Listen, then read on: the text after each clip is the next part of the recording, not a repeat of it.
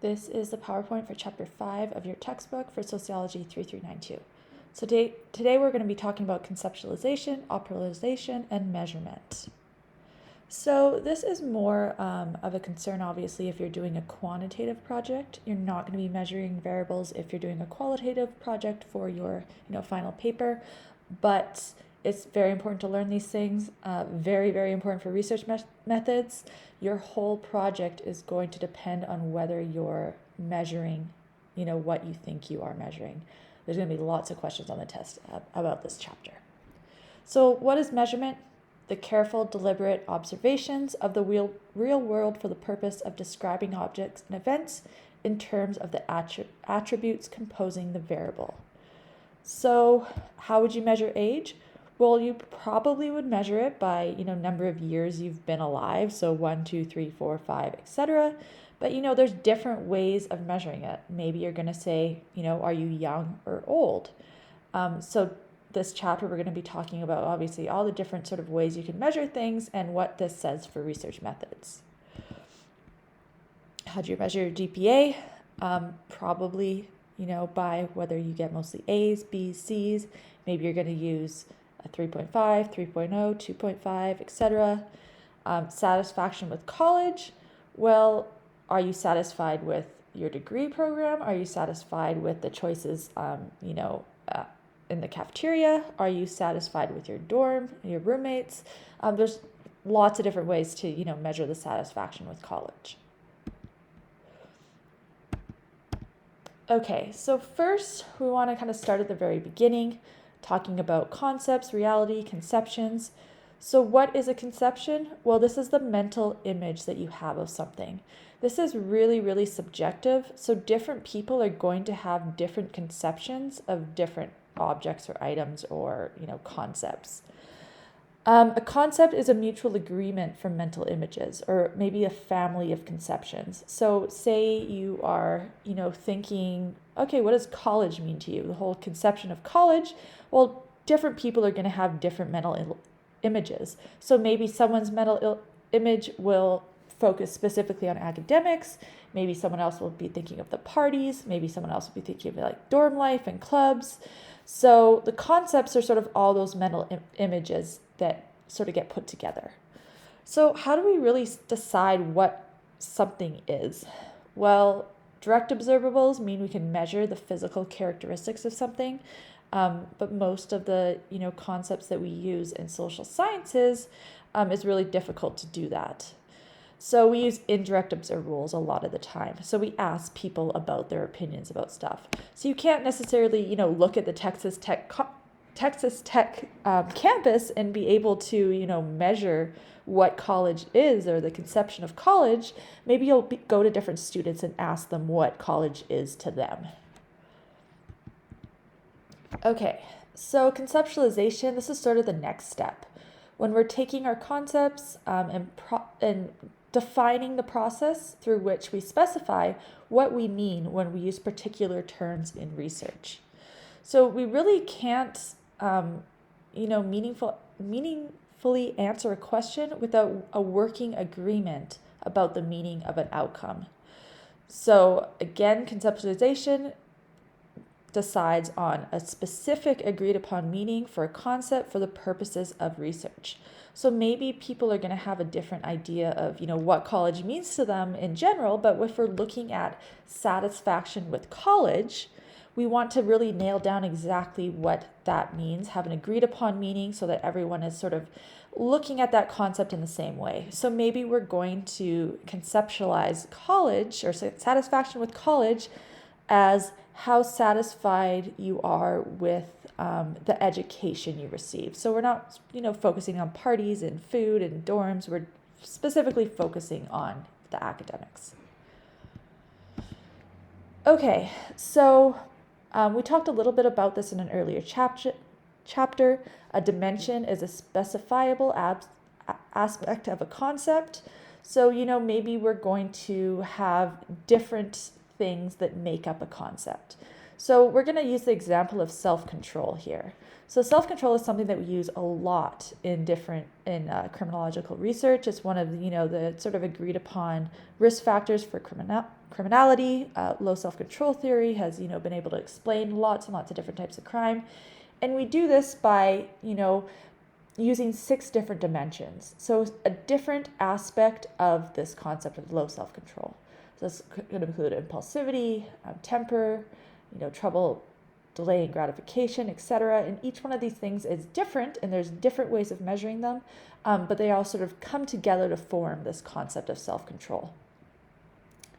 And we do this using indicators. So this is how we can measure things. This is an observation that we choose to consider as a reflection of a variable we wish to study. So a sign of the presence or absence of the concept we're studying.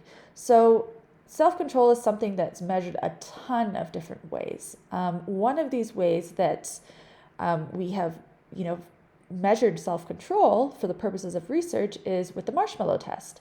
So this tests whether kids have delayed gratification. So kids are presented with a marshmallow saying, okay, you can either have this marshmallow right now, or you can wait a little bit and get 2 marshmallows. So we use this to sort of test the delayed gratification in children. If they, are able to say, you know what, I'm going to wait. I'd rather have 2 marshmallows than 1, so I'm going to wait for a later time.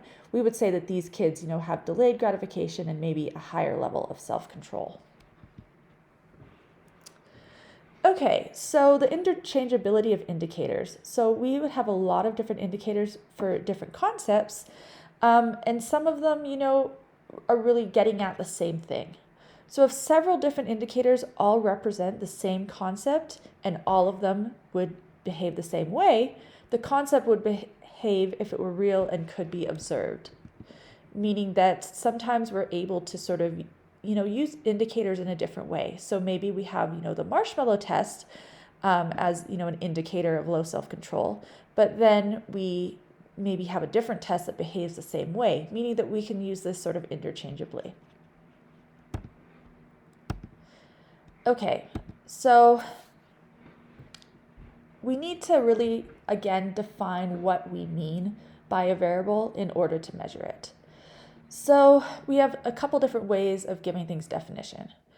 First is a nominal definition. This is sort of like the, more basic form of a definition. This is assigned to a term without, any claim that the definition represents a real entity. So it's not necessarily something measurable. For example, we're going to use crime. So what's a nominal definition of crime? Well, maybe your nominal definition is going to be breaking the law. Okay, great. But that doesn't really tell us, how exactly we're going to measure it.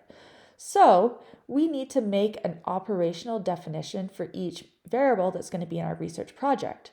So this basically means how a concept will be measured, so the operations that it will perform.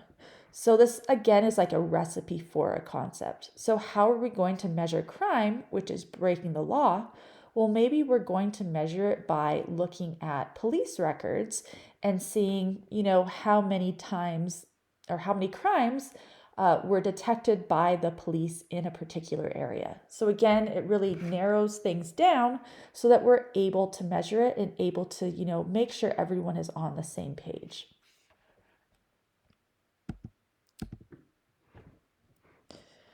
Okay, operationalization, again, the development of specific research procedures that will result in empirical observations representing those concepts in the real world. Again, how are we going to measure it? So we're going to say we're going to, contact the police or maybe look online for these police records, search the particular area that we're looking for, and count how many times, a police has recorded a crime in a particular area. So again, this what's the word I'm looking for? This sort of defines it even a little bit more further by specifying exactly what the different steps we're going to take. Yeah, we're going to, our operational definition is that how many times the law is broken in a particular city looking at police records. Then we're going to say exactly how we're going to go about and measure it this way. So another good example here is low socioeconomic status. This is something that's used a lot in social research, but there's really a lot of different ways that people have sort of come up with the way of measuring it. So how exactly do we measure socioeconomic status? We also have to specify the range of variation. So what are we going to include? So if we're looking at socioeconomic status, say here in Lubbock, well, we're kind of a college town. We have 35,000-ish students, maybe more. So do we include these in the measurement of median socioeconomic status in Lubbock? Are we going to do this? Are we not? I mean, there's no right or wrong answer, but you just have to, specify whether you're going to include these people. What about those making $1 million? These, again, are an outlier. They could sort of bias this socioeconomic status upwards. Are we going to include those people as well? Or are we going to, not include them because they're such an outlier? Variation between the extremes. So what degree is optimization of variables precise? So again, how precise do we need to be? When we're looking at socioeconomic status, do we, really need to know the specific income of everybody down to, the dollar? Or do we just want to say they're below or above $100,000? So this, again, there's no right or wrong answer. It just depends on your research question and the purpose of your research. Dimensions. So again, will you be using all dimensions of a concept or only focusing on one or a few? So there's a few different dimensions of socioeconomic status. The one that's used, most often is income. So a lot of studies will use just the income for socioeconomic status. But if we really want to get at it a little bit more, we will include different dimensions, such as number of years of education and job prestige. So again, there's not necessarily a right or wrong answer. It really depends on your research question, whether you're going to use all these dimensions or just, one or a few.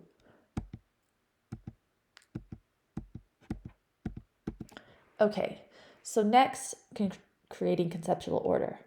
So when you're looking at, your nominal, when you're looking at your concept or your variable, so what do we mean by SES? You're going to kind of, start really broad and really, really narrow it down to, so that you can make sure you're measuring things in the way you want to measure them. So first, conceptualization. So what are we going to use for, SES? Does it mean, what dimensions are we going to have? What indicators are we going to have? Again, there's not necessarily a right or wrong answer for this. You just have to decide for the purposes of your research. Your nominal definition of SES is probably going to be something like, how rich are you? Or how much money do you make? Maybe we're, going to focus specifically on income. Well, how do we figure out what people's income is? Well, we're going to use the operational definition of income last year before taxes. So, how do we figure out what that is? Well, our operationalization, or the way we're going to measure our item, is by looking at tax returns and seeing how much, income people made last year before taxes. Again, you start really broad and get more narrow until you have it, very precise. Okay. So one thing that's very, very, very important in research methods, really the utmost important, is levels of measurement. Again, if you're doing a quantitative project, you're going to be asked the level of measurement of your variables. This is so important because when you're doing quantitative research, the different statistical models that you use are going to depend on how your variables are measured. So if you are not measuring your variables how you think you're measuring them, if you're unsure, you think you have a nominal variable but really you have a ratio level variable, you're going to use the wrong statistical model and your results are not going to be valid. So again, very, very important. So there's 4 different levels of measurement. These are, again, something you just really need to practice. There's going to be lots of questions on the exam about levels of measurement just because it is so important. Our first level of measurement is nominal. So these are variables whose attributes have only the characteristics of exhaustiveness and mutually exclusiveness. So this, if we're thinking of the way I like to think of this sometimes, when you're first starting out is, are we looking at, numbers or words? And again, it's not exact, but if you see something like, what is your gender, male or female, then you're thinking, well, you're not really rank ordering these. They just have to, belong to one category. So this is probably a nominal variable. So there's lots and lots and lots of different nominal variables: gender, religious affiliation, college major, hair color, birthplace, nationality. Again, these mean that every item has to fit into one of these categories, but can only fit into one of these categories. So they can't fit into more than one. So there's two types of nominal measures: dichotomous, so those with only two options. If you see a question on a survey that says, for example, do you have a pet, yes or no, that is a dichotomous variable, meaning that there's only two options. Do you have one or do you not?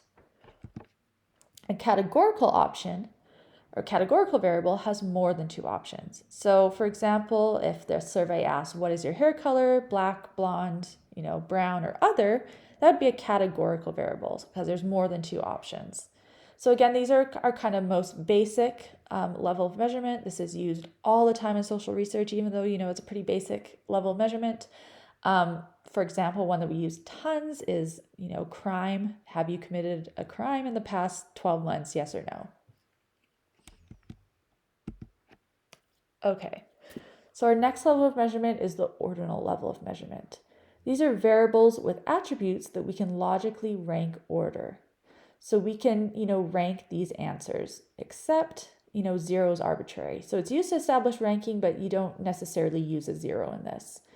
The important feature of ordinal measures compared to interval or ratio measures, the next ones we're going to talk about, is that there's an unknown distance between each category.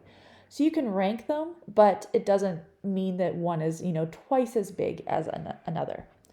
So there's several types. First is a Likert type scale answer. Again, we use this all the time in social research.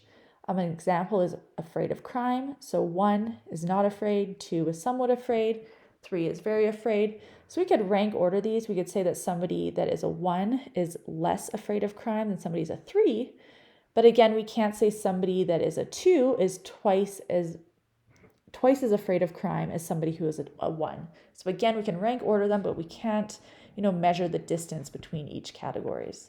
So size, this is used a lot as well. So small, medium, and large. We don't know that medium is twice as big as small. We can only rank order them. Okay, next, an interval level of measurement. These are variables for which the actual distance between attributes has meaning. So there's equal distance between these variables. So we don't use this a ton in social research. One of the more common interval variables is Fahrenheit.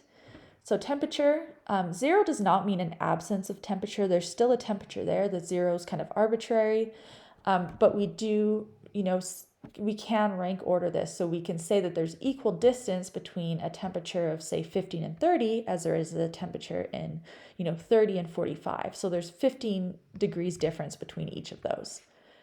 An IQ score, this is kind of an outdated way of measuring intelligence, but it's sometimes used still in social research. So a 0 doesn't mean you don't have any intelligence, but we can, rank order this and have equal distance between variables. Okay, ratio level of measurement. This is used all the time in social research. So variables whose attributes meet the requirements of an interval measure and has a true 0 point. So a 0 is the absence of something. 0 signifies that there's nothing there. So there's an absence of what is being measured. So for example, the length of time, the number of organizations, number of groups, number of A's received in college. So a ratio level of measurement that I use all the time in my research is maybe the number of times a substance is used. So if you're asking somebody how many times they've used marijuana in the past 30 days, well, a 0 means that they have not used marijuana. And, 2 times is twice as many as 1 time. So again, we use this all the time in social research. Okay, so oftentimes you can kind of choose the levels of among different levels of measurement. And they progressively carry more amounts of information. So again, we use this all the time in substance abuse research with it, which is something I do all the time in my own research. So a nominal measure might just be marijuana use. So for example, we're going to ask somebody how many times they've used marijuana, we're going to ask someone whether or not they've used marijuana. So yes or no. Again, a dichotomous measure. We might ask them an ordinal measure. So how often do they use it? Never, frequently, sometime, never, sometimes, frequently, very frequently. This is again is an ordinal measure, but we can't, measure the distance between them. Interval doesn't really work for this, but ratio measure definitely works for it as well. We can do a count. So how many times have you used marijuana in the past 30 days? 0, 1, 2, 3, 4, 5, etc. So again, there's different ways of measuring marijuana use. We're just going to have to pick the one that's, best for our research project. Okay, so the last thing we're going to talk about is the criteria of measurement quality. So again, this is very, very important as well. So we want to make sure that our measurements are precise and accurate. So precise measures, are superior to imprecise ones, but we don't necessarily have to have exact precision. It's very, very, very impossible to have exact precision, especially in social research. And we have to remember that precision is not always the same as accuracy. So another way we look at precision is through reliability. So do you get the same result each time you collect the data? Does each person collecting the data get the same result? Reliability is not the same as accuracy. So how do we ensure that our measures are reliable? The test-reset test method, this is used really often to make the same measurements more than once. So for example, if you're cutting a piece of wood, there's that saying, measure twice, cut once. So you want to make that measurement twice to make sure that measurement is reliable, that your measuring tape or whatever is in the proper position before you cut that piece of wood. So we do this again in social research, the test-retest method. Just remember, measure twice, cut once. Split half method. So multiple sets of randomly assigned variables should produce the same classifications. This is a little bit more difficult way of ensuring reliability. Another way is to use established measures. So something that people have used time and time and time again is probably going to be pretty good. Again, sometimes it turns out that we're really not getting at a reliable measure. But if we take, measures that people use all the time rather than sort of creating our own, it might be something that's, more reliable. Okay, so next, the criteria of measurement quality. So accuracy, we also call this validity. So are we measuring what we think we're measuring? So this little bullseye, again, sort of shows the difference between reliability and validity. So if something is, unreliable but not valid, maybe we're getting at something and, if we're using a bullseye, we're getting sort of all over the place. We're getting, we're not ending up in the same spot, but if we have something that is reliable, we're ending up in the same spot, but maybe not at the bullseye. If we want something that is reliable and valid, everything's going to be kind of concentrated there in that bullseye. So again, we can sort of think of this as, randomly shooting at a bullseye. Is it reliable? Are they getting in the same spot? And is it valid? Is that spot where we want it to be? So is that spot in the middle, or is it somewhere, way off to the side of the bullseye? Okay, and there's 4 different sort of validities that we're going to be talking about. So first, face validity. This is the sort of most basic form of validity. Basically, does this logically make sense? This is the first step that you have to get at when you're looking at validity. So if we're, saying, all right, we want to measure somebody's income and we decide to measure it by how many hamburgers they eat in a year, that doesn't make sense. We're going to have to go back to the drawing board. There's no point in trying to, figure out the validity of the rest of these types of validity when the face validity is just way off. So basically, does it logically make sense is that sort of first hurdle you have to pass. Next is criterion-related validity. So the degree to which a measure related to some external criteria. So we also call this predictive validity. So those of you who are wanting to go into grad school, you might have to write the GRE exam. I had to write it, back when I applied to grad school. But there's been a sort of, within the past, maybe 5 years or so, maybe a little bit longer, it's been found that the GRE does not predict success in grad school. So basically, if you're scoring high on the GRE, great, but it doesn't necessarily mean that you're going to be successful in grad school. Because of this, a lot of programs are now saying that you don't have to take the GRE. Again, if you want to apply to the master's program here for sociology at Texas Tech, you don't have to do the GRE anymore because we kind of figured out that it doesn't really predict how well you're going to do in grad school. So we'd say with the GRE tends to have low predictive validity of grad school accomplishments. Next is construct validity. So how well a test measures the concept it was designed to measure. So the Bobo doll test, this is a very famous sort of experiment in social science. It measured social learning theory, or whether kids that were exposed to adults beating up these Bobo dolls, which are these sort of inflatable dolls, would act more aggressively towards the Bobo dolls themselves. So it was seen that, yes, this, measures learning because these kids are watching the adults beating up on these dolls and then going on and beating up on these dolls themselves. However, maybe we're not really getting at learning. Maybe we're getting at the kids figuring out that, this is what the researchers wanted to see. So maybe they are, not exactly learning this behavior, but maybe it's, figuring out that they want to act like this because it's how the researchers want them to act. So again, we're not too sure if this has good construct validity, or is this test really measuring the concept it was designed to measure. And finally, content validity. So how well a measure covers the range of meanings included within a concept. So an example of this is a math test. If you want to, see how good someone is at math, but the only thing you're asking on that math test is basic addition, well, you're not really getting at that full concept of math. You're probably going to have to, include a math test that has a bunch of different things. Addition, maybe, multiplication, division, long division, algebra, geometry, etc. To, really say that somebody is good at math if they're good at that math test.